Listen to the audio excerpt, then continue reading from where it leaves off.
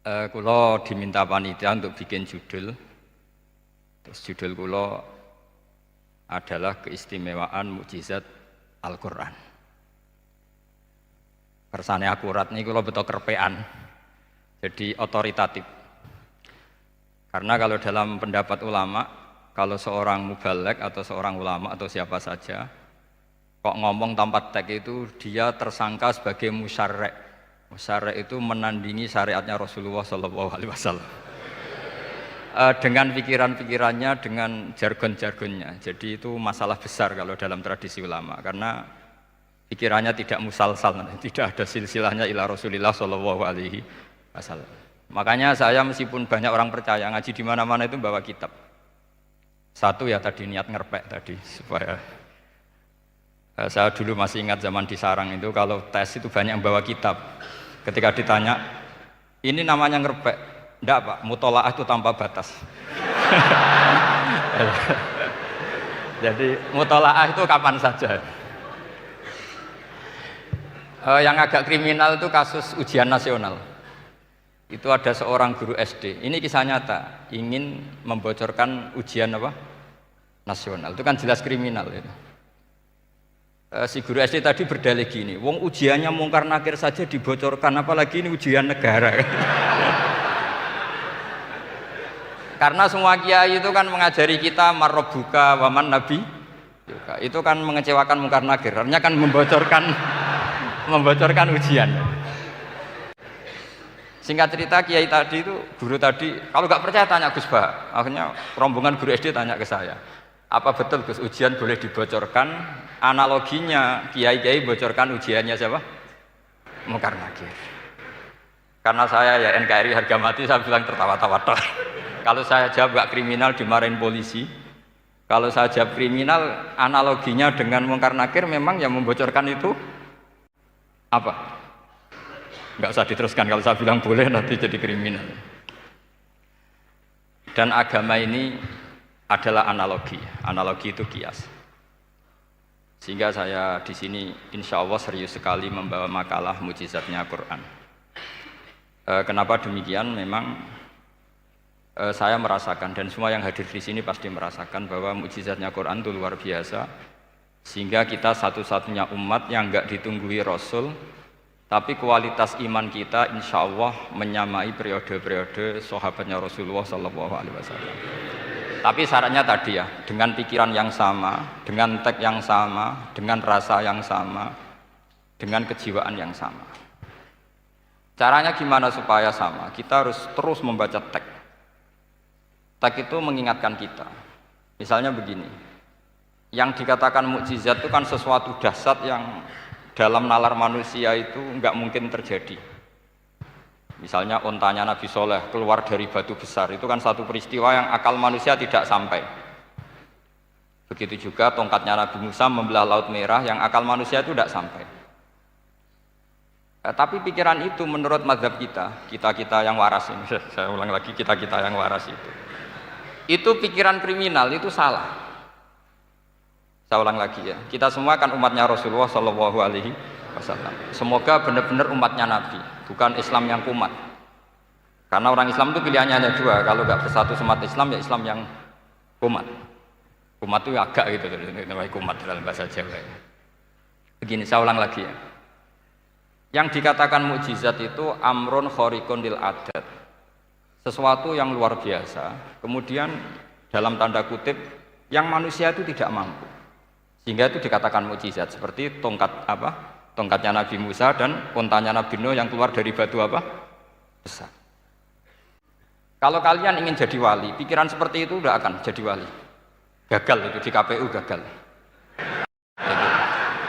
Jadi nggak usah sampai MK, di KPU sudah gagal. Kenapa demikian? Pertanyaannya begini. Memangnya sesuatu yang wajar kita lihat keseharian itu dalam kemampuan manusia? Saya ulang lagi, memangnya sesuatu yang biasa saja, yang normal saja itu dalam kemampuan manusia? Enggak juga kan? Manusia bisa enggak bikin unta? Yang wajar saja, yang lewat indukan, bisa enggak? Enggak kan? Manusia bisa bikin laut enggak? Enggak kan? Jadi kalau mukjizat itu dengan definisi sesuatu yang manusia tidak mampu, memangnya keseharian alam ini manusia mampu? Tidak juga kan? Nah, karena agama Islam dengan logika itu, Rasulullah SAW menolak mukjizat yang seperti itu. Ya menolak mukjizat yang seperti itu. Makanya saya bilang pikiran pertama tadi itu kriminal, karena itu ditolak oleh Rasulullah SAW. Karena ya itu tadi, kalau itu dituruti, lama-lama kita tidak tahu kedahsyatan ciptaan Allah keseharian. Makanya ketika Rasulullah diminta laula utiya mislama utiya Musa, ya Muhammad itu punya mukjizat kayak tongkat Nabi Musa. Kasolihin Nuh, kasolihi soleh. Apa karena koti apa?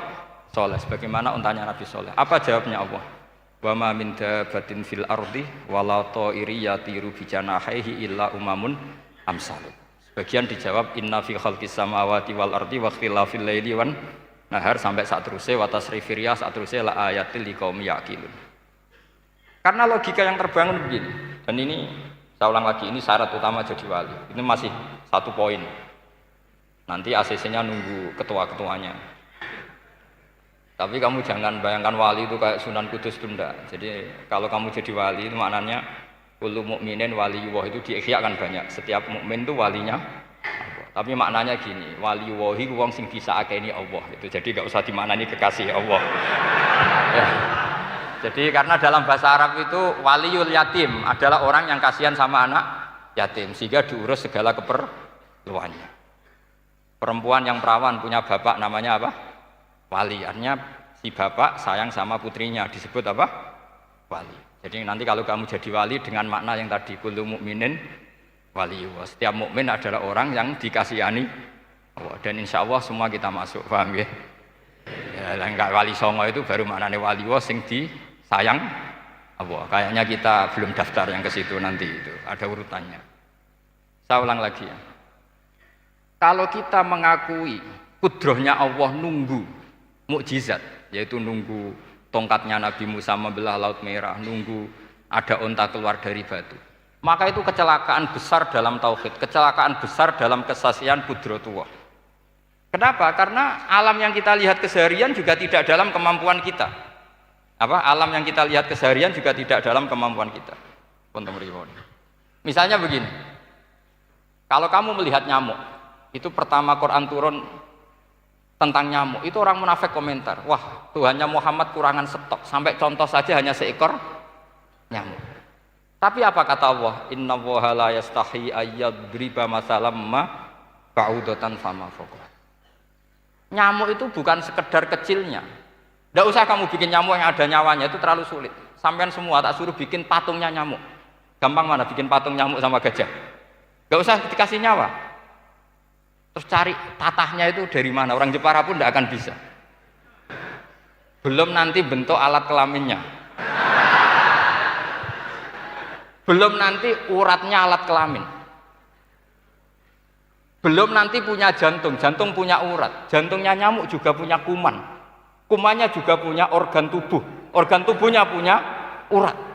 Apa itu tidak lebih dahsyat ketimbang tontonan mukjizat yang diperagakan para nabi-nabi sebelum Rasulullah Shallallahu Alaihi Wasallam?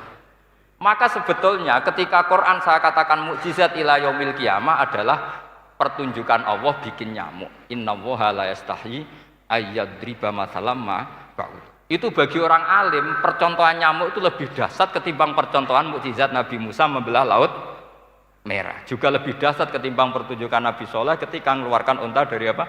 Batu. Dong, jelas nih ya. Maka umat Rasulullah terutama ulamanya harus ngomong seperti ini terus. Dengan cerita seperti ini maka Quran jauh lebih dahsyat. Makanya mukjizatnya Quran tanpa apa? Batas. Jelas ya. Makanya kita harus bertobat secara masif, mengatakan kedahsyatan adalah nunggu sesuatu yang khariqun lil adat. Bahwa yang kita lihat keseharian adalah semua di luar kemampuan kita.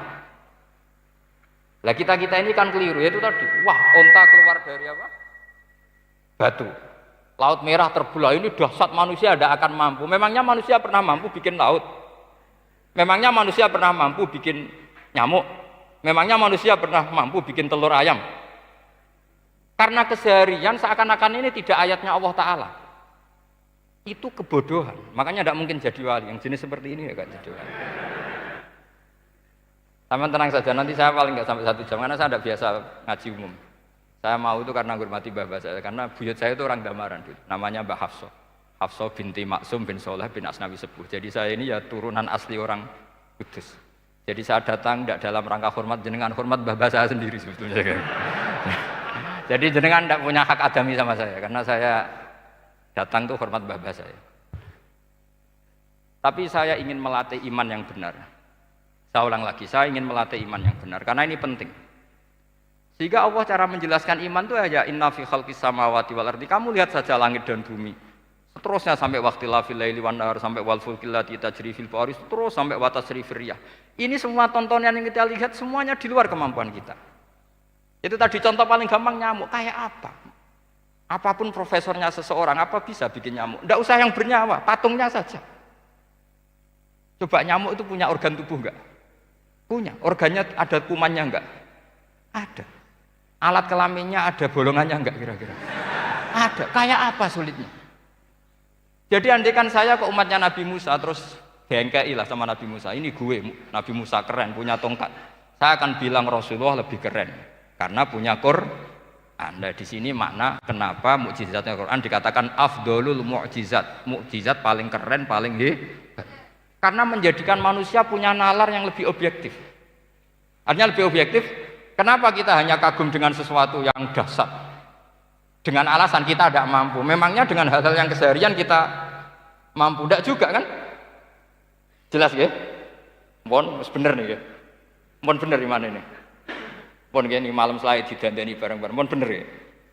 Sehingga iman di era Rasulullah SAW itu gak lagi butuh sesuatu yang khariqun lil.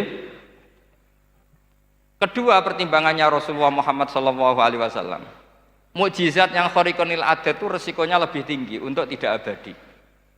Nanti saya bacakan takbirnya.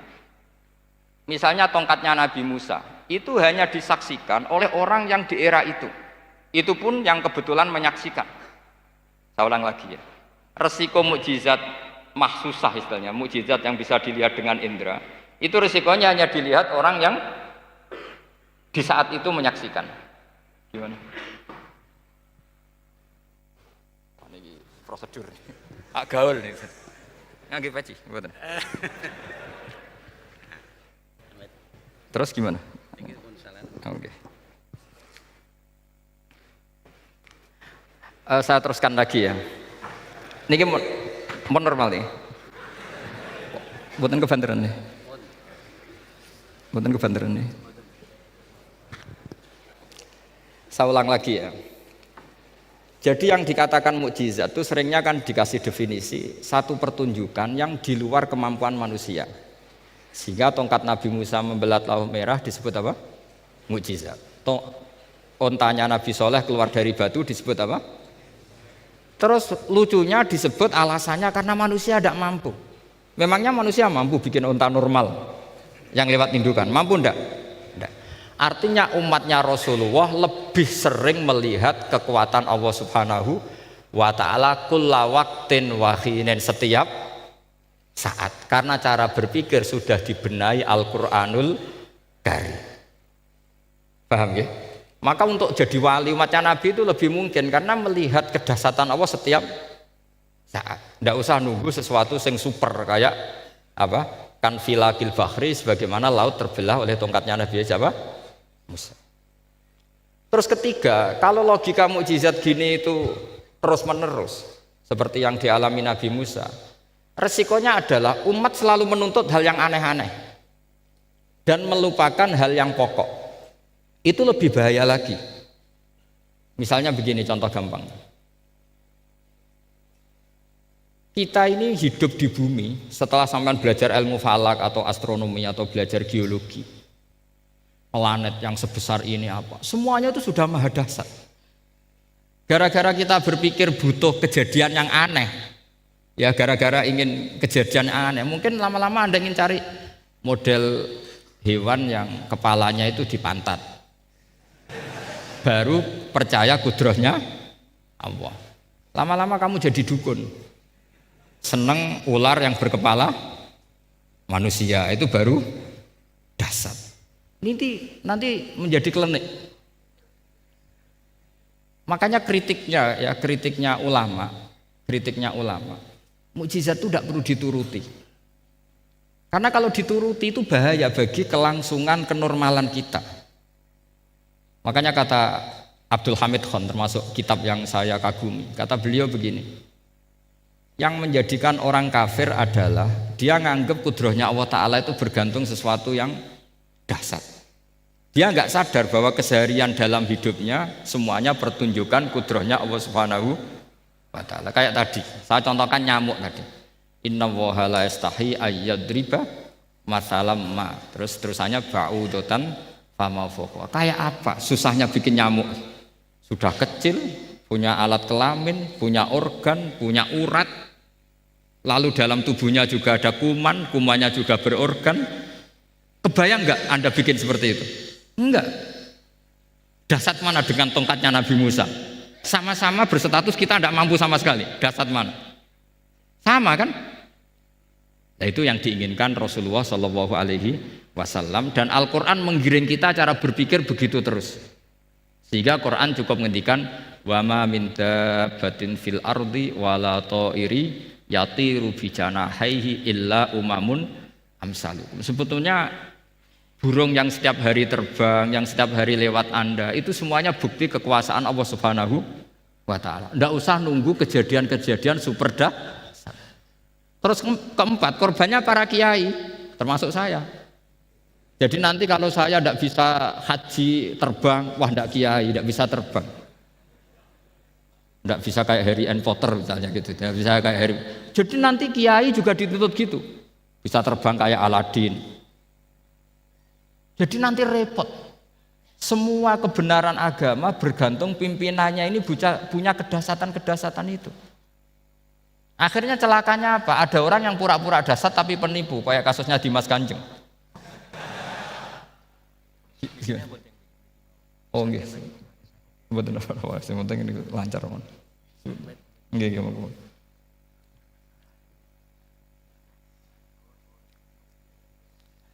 Jadi makanya nanti itu saya akan memberi penjelasan tentang apa? Mukjizatnya Al-Qur'an, kenapa disebut mukjizat paling dasar. Ini saya bacakan tag pokoknya ya supaya sampean tahu. Ini tabaruk sama Imam Bukhari ya. Redaksi yang diriwayatkan Imam Bukhari, qala Nabi sallallahu alaihi wasallam, ini ikut kitab Fadhailil Quran. Ma minal anbiya'i nabiyyun illa u'tiya minal ayat ma misluhu amana alaihil bashar. Wa inna ma kana alladhi utituhu wahyan awhahu wa ilayya fa arju an akuna aktsarahum tabi'an yaumal qiyamah. Jadi semua nabi punya mukjizat, yang lewat mukjizat itu orang dipaksa iman. Karena dahsyat tadi. Saking dahsyatnya terus cocok tidak cocok itu percaya. Tapi kata Rasulullah, mukjizat saya itu berupa wahyu, yaitu Al-Qur'an, dan saya berharap dengan mukjizat itu saya adalah nabi paling banyak pengaruhnya yaumal qiyamah. Maknanya paling banyak orang yang iman. Terus di sini dikomentari oleh syarehnya ya, oleh penyarahnya yaitu Ibnu Hajar Al-Asqalani. Ya saya baca Arabnya saja. Sama harus pura-pura paham jadi keren. Jangan minta saya terjemah nanti harus pura-pura paham. Bagus kok, mantas sabah bi qaumin fa wa minhum. Jadi bergaya orang kaya ya dikira apa? Kaya. Bergaya ulama ya dikira apa? Ulama. Nanti bergaya wali juga dikira wali. Saya baca ya, ini luar biasa menurut saya. Al makna annal mu'jizati al madiyata kanat khissiyatan tusyahadu bil absor kana qoti soleh wa asa Musa wa mu'jizatul Qur'ani tusyahadu bil basirah. Jadi kayak tadi, kedasatan tongkat Musa itu karena apa? Laut kok bisa dibelah sebuah tongkat, itu aneh. Kalau maknanya aneh adalah di luar kemampuan manusia, nyamuk lebih aneh. Kayak apa susahnya bikin organ apa? Nyamuk yang sekecil itu. Artinya bedanya apa? Tongkatnya Nabi Musa dengan pertunjukan nyamuk yang sama-sama mengarah satu titik, yaitu mengakui absolutisme kudrahnya Allah Subhanahu. Sama enggak? Sama. Sehingga umatnya Rasulullah tidak perlu ditunggoni mukjizat simsalabim. Cukup penalaran akal. Ini namanya basirah apa? Basirah. Nggih jelas ya. Mohon sampean ra usah kepen roh tokate Nabi Musa to. Cekap melihat apa? Nyamuk. Ya sudah bagus, sudah maju, sudah keren. Ya jelas ya. Li'annal ladzi yusyahadu bi ainir ra'si yang qaridu binqiradi musyahidihi walladzi yusyahadu bi ainil aqli baqin yusyahiduhu kullu man jaa ba'dal awwali mustamirron. Sesuatu yang dipertontonkan lewat sesuatu yang fisik kayak tongkat Nabi Musa, itu yang percaya langsung tentu yang melihat. Setelah itu ada yang percaya, ada yang enggak. Bisa saja itu hoax, bisa saja macam-macam. Tentu yang nggak percaya tentu salah, ya kita sepakat. Tapi tetap saja yang nggak menyaksikan itu bisa saja nggak percaya, paham ya? Tapi logika kedahsyatan nyamuk, siapapun yang punya nalar percaya. Artinya giringan Al-Quran untuk melihat mukjizat itu kedahsyatan Allah bikin nyamuk itu abadi ila yaumil kiamah. Dan siapapun yang waras akan ikrar dan tetap menyaksikan, karena insya Allah ada nyamuk terus ila yaumil kiamah. Itu kan teman tidur kita, paham? Makanya kamu kompromi dengan nyamuk. Sekali-kali jangan dicablek. Ini ayatnya Allah. Ya bila perlu dicium, dielus-elus gitu. Karena saya yakin yang hadir di sini andekan melihat tongkatnya Nabi Musa kira-kira dilus-elus enggak? Kira-kira? Andekan loh, kamu punya kesempatan melihat tongkatnya Nabi Musa, gimana? Dilus-elus, dikai mori. Jika kembang 7 taman kan gitu. Tapi kenapa nyamuk tidak kamu begitukan? Toh sama-sama ini ayatnya Allah yang luar biasa. Makanya ini ngaji di sini saya ulang lagi, sama tidak perlu merasa punya hak adami sama saya, karena saya memang buyut saya kandung itu orang Gamaran, namanya Mbah Hafsah. Hafsah itu binti Maksum bin Soleh bin Asnawi Sepuh. Jadi saya ini termasuk turunan beliau yang keluar dari Kudus di Rembang. Karena mbah saya kandung itu sepupunya Mbah Sahal, ya sama Mbah Sahal, ibunya Badiah ya putrinya Mbah Hafsah ini. Kalau ibu saya namanya Sofiyah, ya putrinya Mbah Hafsah ini. Jadi kenapa saya cerita ini, ya memang Quran sudah terang-terangan ngendikan dzurriyatam ba'duha napa mim ba'd. Jadi kekuatan dzurriyah itu luar biasa. Jadi kita menjaga harkat dan martabat para leluhur supaya ilmu ini terjaga. Jangan marisi gayane tok, bae alim terus putune pedita-pediti gak alim terus gak keren, menurut saya itu malu itu. Jadi marisi itu ya kalau putunya orang alim ya alimnya, jangan marisi mulyane. Engko ora alim terus mulya tok gelem dicucup, itu gak keren menurut saya. Niru alimnya dulu baru sama-sama dicucup, itu baru betul, paham ya? Jadi ada aturannya lah. Saya teruskan. Sehingga Quran kalau menggiring mukjizat, ketika Rasulullah SAW dituntut kafir Mekah, kita tahu kan mereka nuntut apa misalnya? Lan nu'mina laka hatta tafjura lana minal ardi napa yam bu'a au takuna laka jannatum min nakhili wa inabin fatufajjiral anhara khilalaha napa tafsira au tusqitas samaa kama za'amta alaina kisafan au ta'tiya billahi wal malaikati qabila au yakuna laka baitum min zuhrufin au tarqa sama. Masih mereka bilang gini, walan nu'mina liruqiyika hatta tunazzila alaina kitaban naqra'u. Mereka nuntut tuh, Muhammad saya percaya kamu Rasul, tapi syaratnya Mekah yang tandus sulap, jadi kota yang subur makmur, menjadi jannat subur makmur. Atau begini saja Muhammad, kalau kamu gelo sama saya mangkel karena kita ada iman, turunkan saja azab. Kisafam minas sama, turunkan saja azab. Atau begini Muhammad, kamu kan bilang utusan Allah, kamu datang saja bersama Allah digandeng gitu. Digandeng terus sama Allah diangkat tangan kamu, dimaklumatkan kalau kamu rasulnya. Au ta'tiya billahi wal malaikati qabila. Karena mereka dengan logika yang salah. Yang dikatakan mukjizat itu sesuatu yang seperti itu. Artinya kalau kamu berpikir mukjizat yang seperti itu, berarti Anda turunan kafir Quraisy.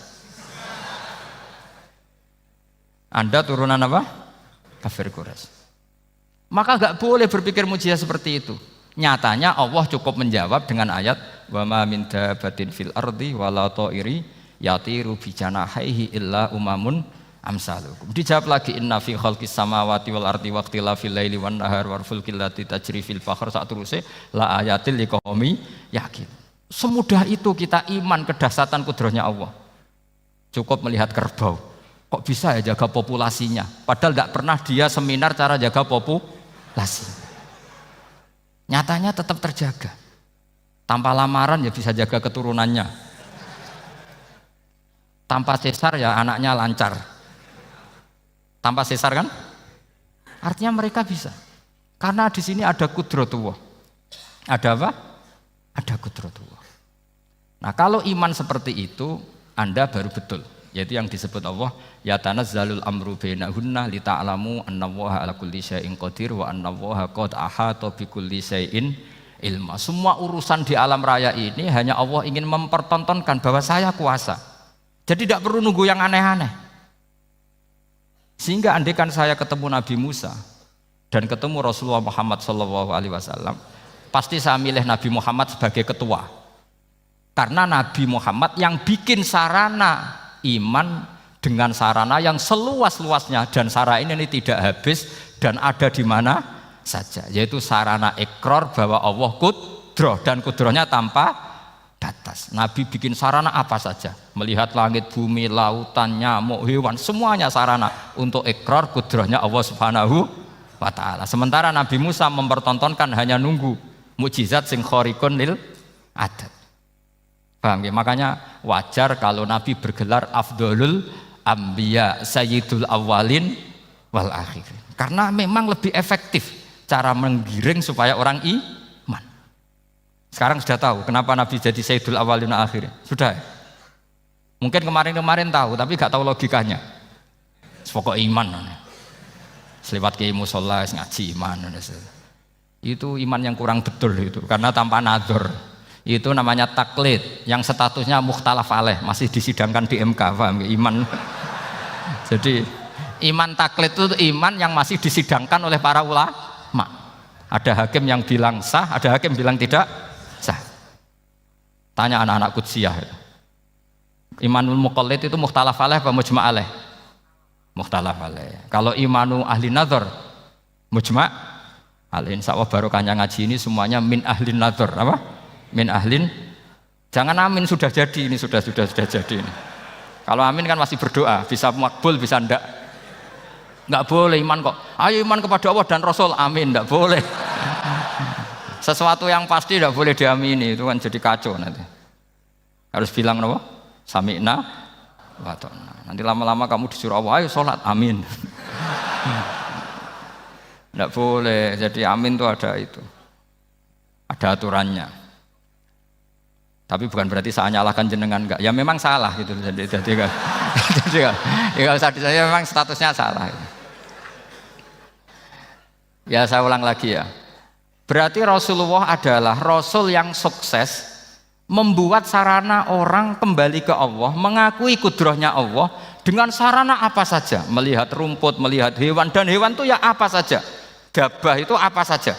Hewan yang melata di bumi apa saja, semua bukti kudrohnya Allah. Bahkan Rasulullah sukses membiarkan umatnya enggak ditunggui beliau tetap iman. Mergo ditunggui konsep sing super ngene kok Al-Qur'anul Karim. Jelas ya? Tapi caranya memahami ya seperti yang saya terangkan ini.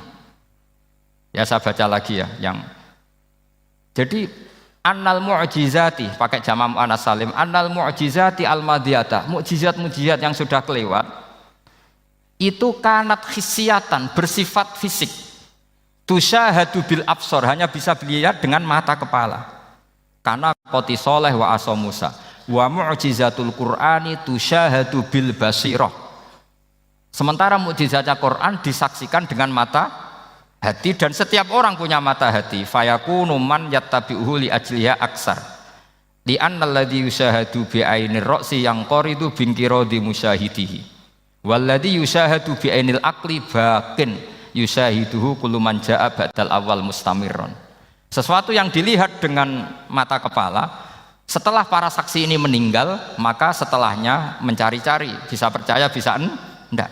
Tapi mukjizat yang disaksikan mata hati, siapapun percaya dan sampai ila yaumil kiamah. Dan tentu Quran lebih unggul dalam hal ini. Dan insya Allah kita semua adalah ahli Quran. Yaitu harus punya kesimpulan falamma tabayyana lahu qala a'lamu annallaha ala kulli syai'in qadir. Sebagian ayat wa lita'lamu annallaha ala kulli syai'in qadir wa annallaha qad ahata bi kulli syai'in ilma. Itu kenapa mukjizat Al-Qur'an dasar. Itu yang gampang-gampang ya, melihat nyamuk, unta, kerbau itu yang gampang. Anda tak naikkan kelas sedikit menjadi agak ilmiah. Misalnya begini, kamu ahli falak. Misalnya kayak Batu Rehan ya.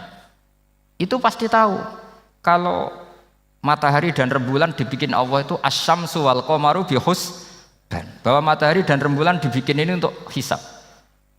Walladzi ja'ala syamsa diya'a wal qamara nuran wa qaddarahu manazila li ta'lamu 'adada sinina wal hisab. Sehingga ketika ternyata betul Samsiyah bisa dihitung menjadi tahun Samsiyah yang oleh bahasa milenial disebut Masihiyah. Sayyidina Umar agak tersinggung. Sebetulnya yang namanya hisab itu tidak ada hubungannya dengan Masehi dan Hijriyah, itu enggak ada. Semua berdasar matahari atau apa? Rembulan. Lah sialnya yang Samsiyah ini oleh bahasa internasional disebut apa? Masihiyah. Makanya Sayyidina Umar marah terus bilang ya sudah kalau gitu Qamariyah bikin apa? Hijriyah. Jadi itu sebenarnya nama politik. Sebetulnya kalau objektif yang jadi ukuran ya Samsiyah sama Qamariyah. Berhubung ini sudah diambil tetangga partai sebelah, akhirnya ya kira-kira gitu. Jadi kira-kira seperti itu. Akhirnya kita namanya apa? Hijriyah.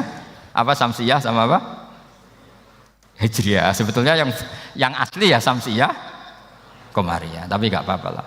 Dunia itu mesti ada politiknya. Lah yang repot orang-orang fanatik hukum pakai bahasa nasional itu repot. Jadi misalnya kematian Yesus Kristus itu mesti Batu Rehan kan nggak percaya.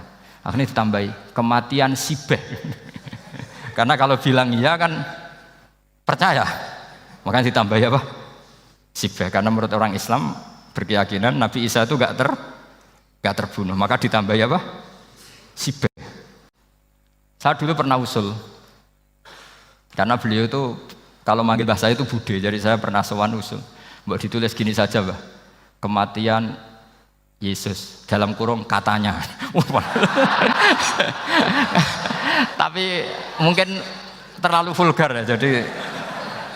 Jadi akhirnya dibikin apa? Sibeh ya? Di kalender Kudus kan apa? Sibeh ya, ditambahi Sibeh. Ya nggak apa-apa lah, yang penting keyakinannya masih benar gitu. Jadi masih benar. Kalau usulan saya terlalu ekstrim, masa dikasih apa? Katanya. Ya karena memang begitu kan, kita berkeyakinan Nabi Isa itu nggak terbunuh. Wa ma qataluhu wa ma sholabuhu walakin syubbihalahu. Jadi ini saya teruskan. Ini paling masih seperempat jam ini. Kalau kelamaan sampai dolim itu ganggu kiai lama-lama. Gitu. Saya tadi sudah bilang sama panitia, orang Indonesia itu nggak sopan. Kalau suka kiai itu didatangkan, itu agak masalah sebetulnya. Dalam etika itu masalah. Kalau seneng kiai ya sowan ngaji, jangan sowan di dalam, itu ganggu ya, sowan ngaji saja. Dulu Imam Malik itu anaknya raja itu, Imam Malik itu seangkatan dengan Harun ar-Rasyid. Makanya jangan berharap kalau saya gampang diundang. Bukan karena saya sombong, memang etikanya seperti itu. Jadi Imam Malik diminta datang ke istana untuk ngajar anak-anaknya Harun apa? Ar-Rasyid. Masyhur Imam Malik tersinggung terus kata bilang, al ilmu yu'ta la ya'ti. Ilmu itu disowani bukan sowan. Akhirnya Harun ar-Rasyid minta anak-anaknya datang ngaji ke Imam Malik. Itu anak presiden. Imam Malik berani. Al ilmu yu'ta la ya'ti. Tapi kalian beruntung karena saya hormat sama mbah-mbah saya di sini. Wong makom buyut saya itu ya berarti apa ya? Selatannya makamnya Sayyid Ja'far Shadiq itu di situ kan ada makamnya Mbah Soleh, Mbah Maksum, itu mbah-mbah saya. Nah, makanya dulu saya ngaji di sini lama di Damaran itu. Maksudnya lama itu ya mungkin setahun. Karena saya memang mulai kecil di sarang, sampai sekarang saya masih ngajar di sarang. Tapi dulu cukup ya, karena saya kesini sudah hafal Quran, jadi hanya setor setiap hari satu juz, jadi cepat lah. Saya tidak punya masalah ingatan, alhamdulillah, jadi cepat hafal. Saya terangkan lagi ya, ini penting ya, masalah mukjizatnya Quran. Selama ini orang tuh mau bilang tok, mukjizatnya Quran itu dahsyat, tapi nggak bisa menerangkan, itu masalah. Makanya kita harus bisa menerangkan mukjizatnya Al-Quran dahsyat itu apanya. Yaitu tadi, tongkatnya Nabi Musa hanya disaksikan oleh orang yang di era itu. Toh tujuannya mukjizat adalah diakui kemudian orang menjadi iman. Lalu Rasulullah SAW beliau sudah intaqala ila rafiqil a'la. Tapi konsepnya Quran menjadikan orang yang enggak ditunggui beliau tetap iman ila yaumil kiamah. Itu yang maksud fa'arju an akuna aktsarahum tabi'an yaumal kiamah. Mukjizat saya itu cukup Quran kata Nabi, dan dengan mukjizat itu orang akan iman ila yaumil kiamah. Caranya seperti ini. Karena tadi sedahsyat-dahsyatnya mukjizat tujuan utama orang terdikte supaya ikrar ngakui kudrohnya Allah. Lah ngono kok ngenteni tongkat sakti lah opo? Cukup deloknya mau. Paham nggih? Jelas ya? Alhamdulillah, mau naik kelas ini sudah benar ini sudah benar. Terus kedua begini, kedahsyatan Quran lagi. Quran itu bisa merunut, mentartibkan logika. Bahkan logika ini logika yang universal. Siapa saja merasakan logika itu. Misalnya begini. Dulu orang kafir itu punya Tuhan banyak. Tentu yang dipertuhankan ya mana? Yang dipertuhankan itu banyak. Karena pikiran mereka urusan banyak, problem banyak, ya Tuhannya harus banyak. Ada BPKB 3D kan, istri cerewet, macam-macam lah, itu kan problemnya banyak, maka Tuhannya harus banyak. Karena Tuhan itu maknanya penyelesai masalah. Sehingga kalau masalahnya banyak, Tuhan harus banyak. Ketika Rasulullah membawa konsep satu Tuhan, mereka janggal. Makanya mereka bilang, aja'alal alihata ilaha wahida inna hadza lasyai'un ujab. Masa Tuhan satu? Ini aneh, nggak bisa. Tuhan harus banyak, karena masalah kita banyak. Itu terpatri, di otak mereka terpatri. Lalu Nabi dengan santai diajari Allah menerangkan.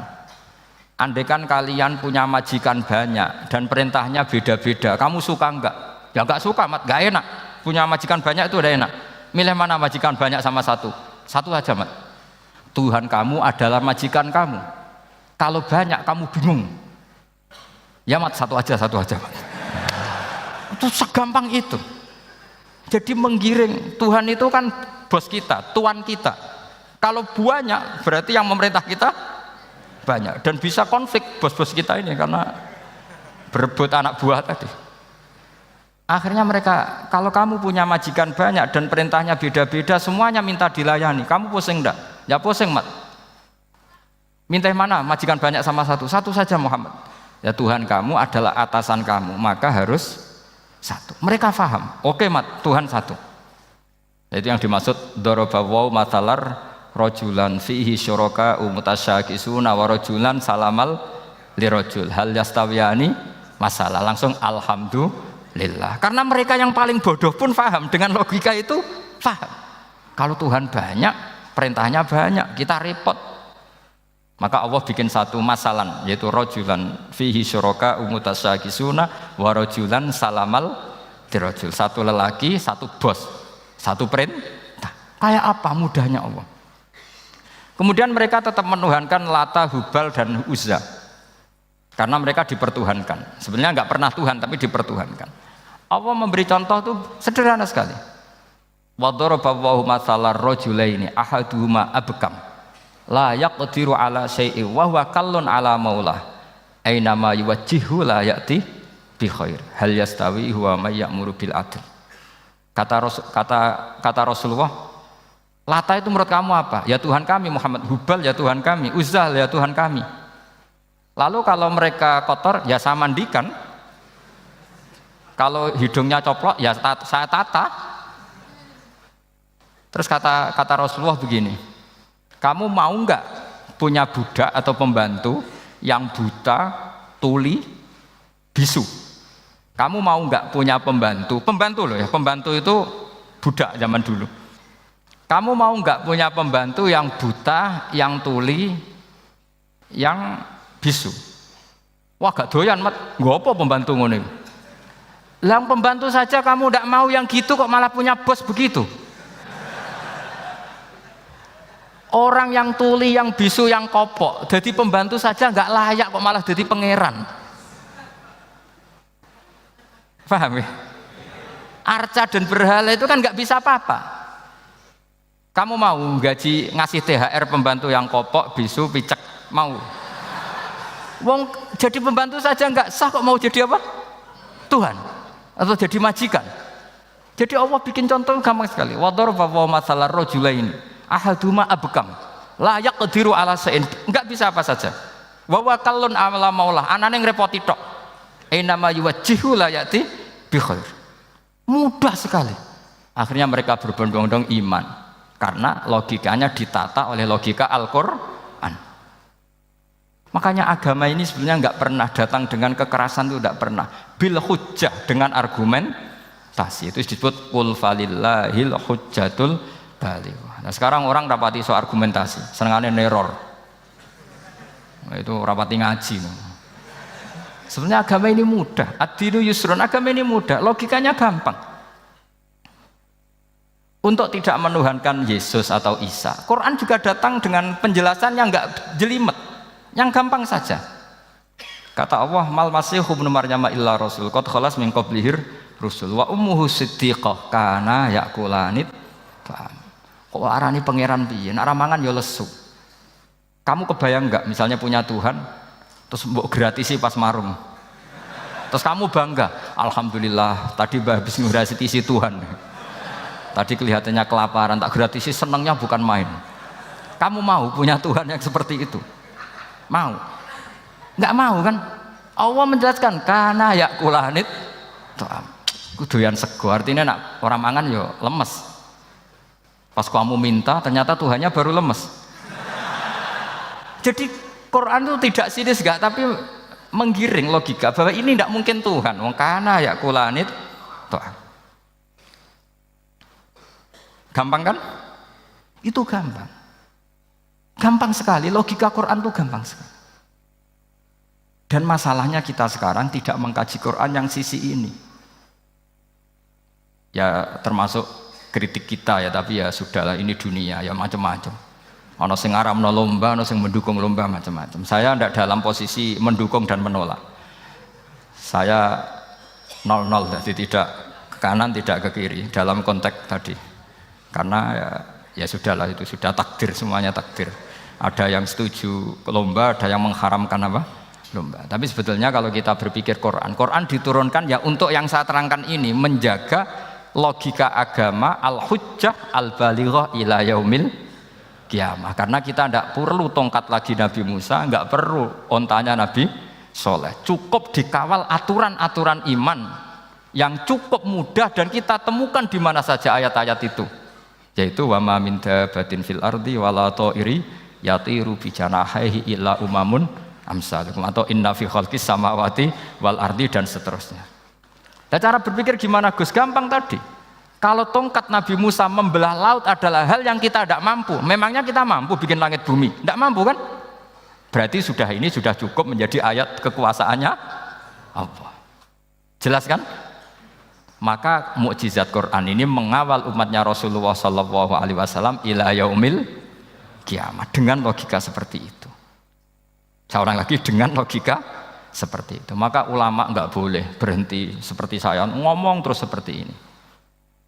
Makanya ngendikane Allah, lam yakunil ladzina kafaru min ahlil kitabi wal musyrikina munfakina hatta ta'tiyahumul bayyinah. Bayyinah itu apa? Rasulun minallah yatlu suhufam mutahhar. Orang kafir semuanya, kata Allah, baik berkategori kafir musyrik maupun kafir ahli kitab, itu tidak akan tercerabut dari akar kesalahan mereka, dari cara berpikir mereka, hatta ta'tiyahumul bayyinah, sehingga datang satu kejelasan yang jelas welo-welo. Itu apa? Rasulun minallah yatlu suhufam mutahhar, yaitu rasulnya Allah yang membaca sahifah-sahifah suci, maknanya Al-Qur'an.